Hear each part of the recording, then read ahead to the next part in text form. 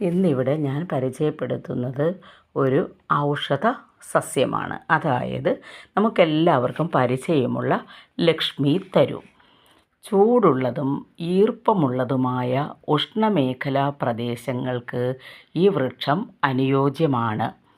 ഇത് മഞ്ഞ പൂക്കളും പർപ്പിൾ നിറത്തിലുള്ള നീളമേറിയ ഓവൽ മാംസളമായ പഴങ്ങളും ഉൽപ്പാദിപ്പിക്കുന്നു.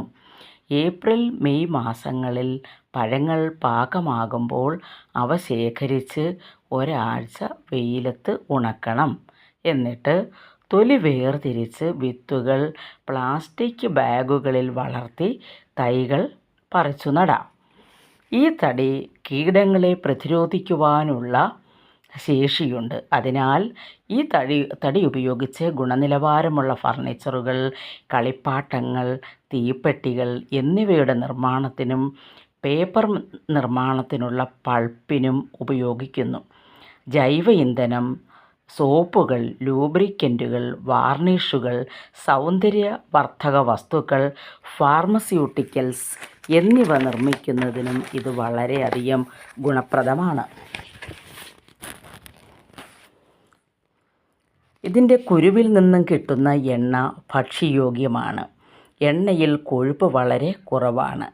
ഇതിൻ്റെ ഇടതൂർന്ന വേരുകൾ മണ്ണൊലിപ്പ് തടയുന്നു.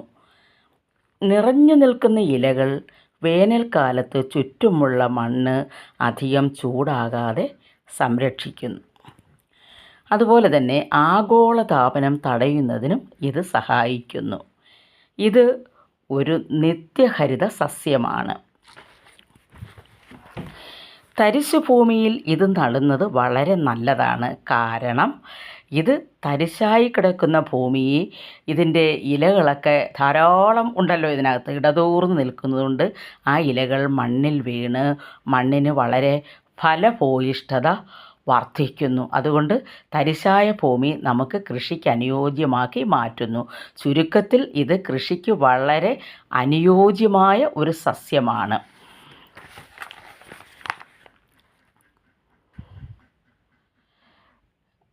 ഇതിൻ്റെ ഇല മണ്ണിര കമ്പോസ്റ്റ് നിർമ്മിക്കാൻ ഉപയോഗിക്കുന്നു.